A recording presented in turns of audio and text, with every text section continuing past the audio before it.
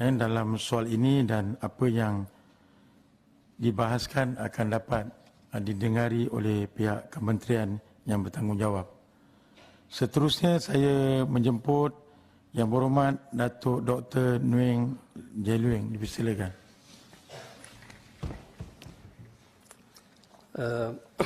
Terima kasih Datuk Seri Yang di-Pertua atas peluang membahas belanjawan 2023. Seperti mana yang telah diumumkan, bajet untuk tahun ini 2023 adalah berjumlah 388.1 bilion dan dari jumlah itu 289.1 bilion untuk mengurus dan 99 bilion untuk pembangunan, termasuk 2 bilion untuk simpanan luar jangka.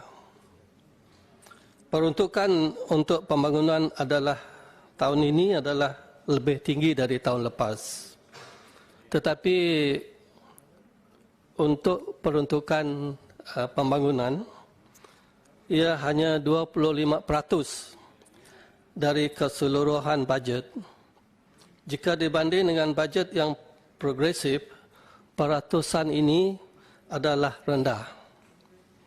Sebenarnya bajet pembangunan adalah 97 bilion dan jumlah ini lebih tinggi dari peruntukan tahun lepas 2022 yang berjumlah 71.6 bilion. Sekali lagi, bajet 2023 merupakan bajet defisit seperti bajet tiap-tiap tahun semenjak 25 tahun yang lepas. Sudah 25 tahun kerajaan berbelanjawan defisit. Kutipan hasil untuk 2023 dijangka berjumlah 291.5 bilion. Ini jumlah tidak mengambil kira sumber hasil tambahan. Dan bajet 388.1 bilion ini menunjukkan defisit 96.6 bilion. Jumlah defisit ini adalah besar dan harus diambil serius oleh kerajaan. Defisit ini adalah satu dari sebab hutang negara menjangkau 1.2 trilion atau lebih 60% KDNK bagi tahun 2023. Dan jika hutang dan liability diambil kira juga, hutang negara mencacah 1.5 trilion atau lebih 81% KDNK. Jumlah ini adalah bebanan yang berat untuk rakyat dan negara. Malah untuk membayar faedah atau bunga pinjaman saja berjumlah 46 bilion setahun atau 16% dari hasil. Jumlah ini telah melebihi 15% yang selama ini diamalkan. Ini menunjukkan berapa serius keadaan keuangan negara kita.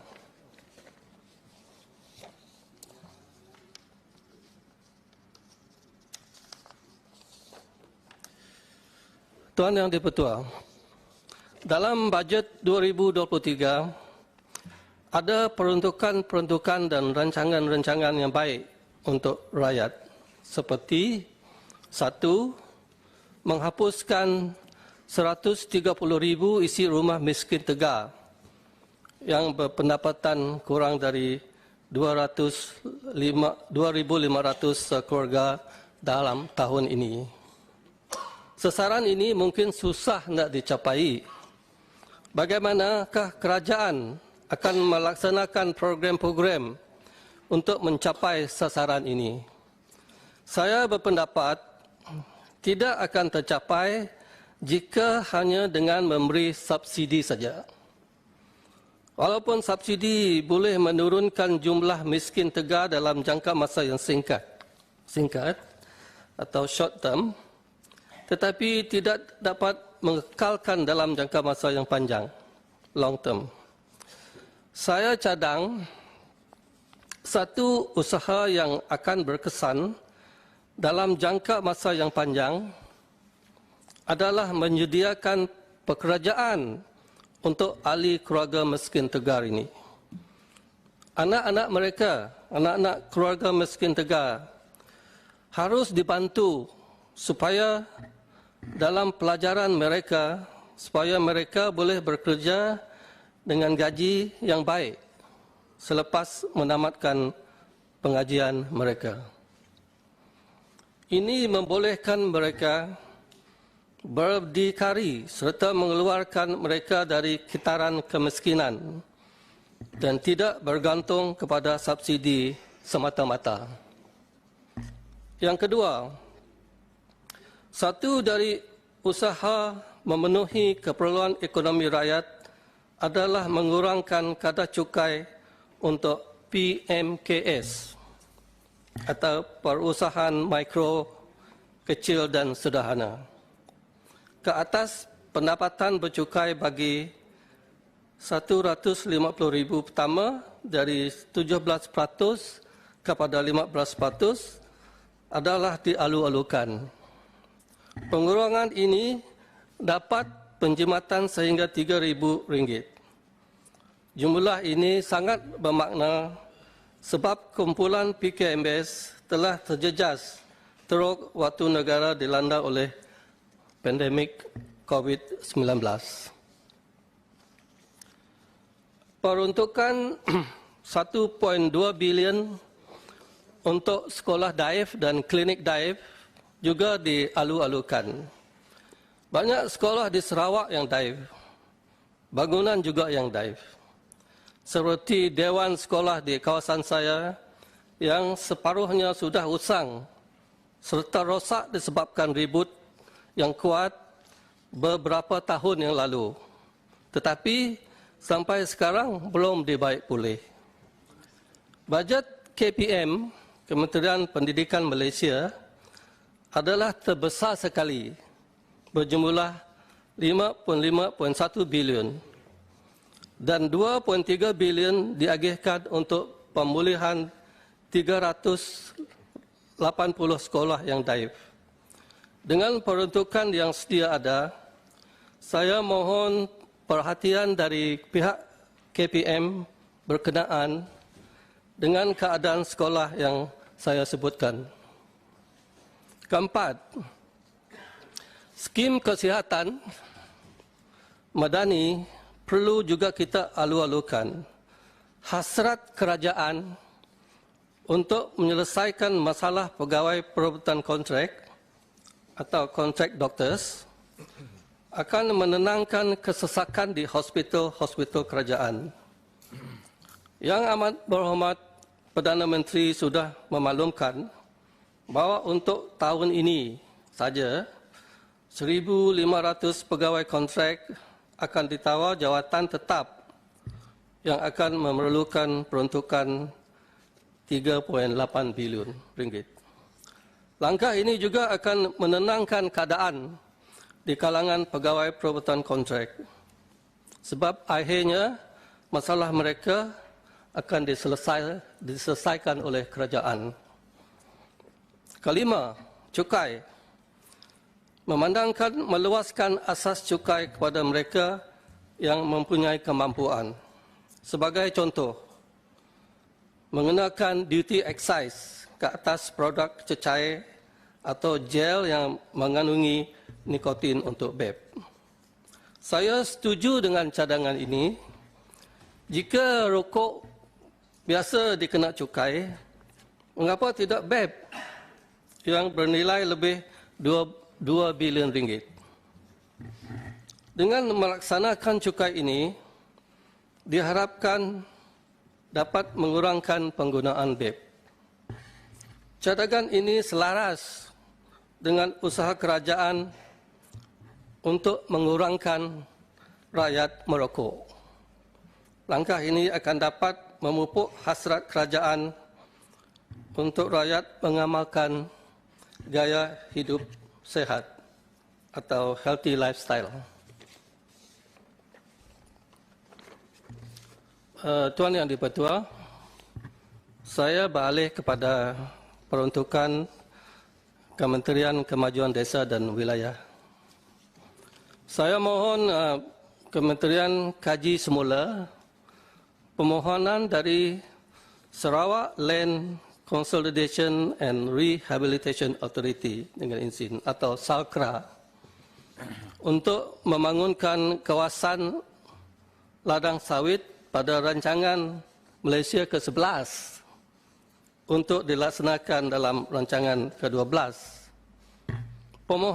Permohonan itu melibatkan tanah yang luas di kawasan Sungai Arif, Tau dan Bawang dalam kawasan Parlimen Selangau. Ia melibatkan kurang lebih 1,000 orang penduduk dan tanah yang akan diusahakan adalah tanah asal mereka atau NCR.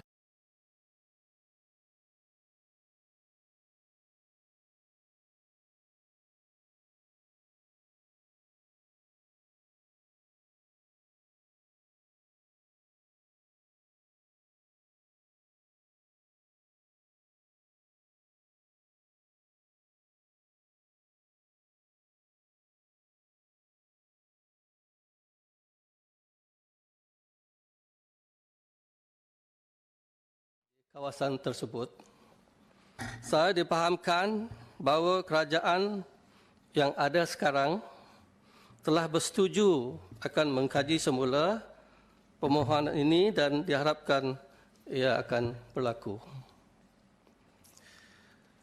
Pembangunan peruntukan 5.6 bilion untuk Sarawak untuk tahun ini, dan ini lebih tinggi dari peruntukan tahun lepas, iaitu 2022.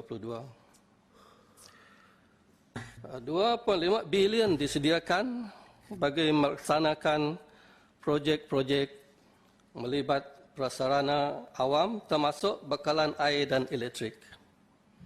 Buat masa sekarang,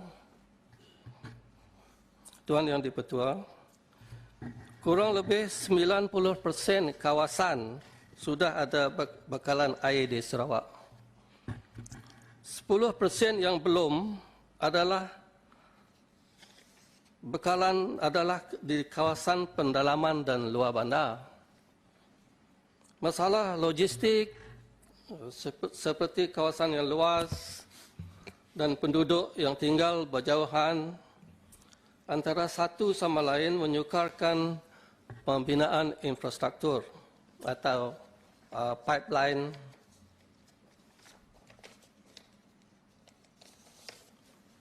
bekalan air, menyebabkan kelewatan menyediakan bekalan air. Rakyat di kawasan pendalaman atau dan luar bandar yang tidak ada bekalan air menggunakan air hujan, air dari sungai dan bukit untuk kegunaan harian. Saya berharap bekalan air ke kawasan tersebut akan disegerakan. Akhir sekali, saya mohon agar bajet pembangunan untuk Sarawak akan ditambah untuk tahun-tahun yang akan datang. Kerana Sarawak adalah kawasan yang luas, seperti mana kita tahu, dan memerlukan infrastruktur seperti jalan raya dan jambatan. Malah disebabkan peruntukan yang tidak mencukupi, kerajaan negeri terpaksa menanggung kos pembinaan beberapa jambatan seperti jambatan Batang Lupa dan juga ratusan kilometer jalan pesisir atau coastal road. Saya cadangkan peruntukan Sarawak ditambah ke 1/3 jumlah keseluruhan bajet pembangunan atau 1/3 of the total development budget. Jumlah di pohon ini mencerminkan juga Sarawak adalah satu dari 3 wilayah, iaitu bersama Semenanjung dan Sabah yang membentuk Malaysia. Dengan itu saya mohon menyokong. Terima kasih. Terima kasih kepada Yang Berhormat Datuk Dr. Nguyen Jeluing di atas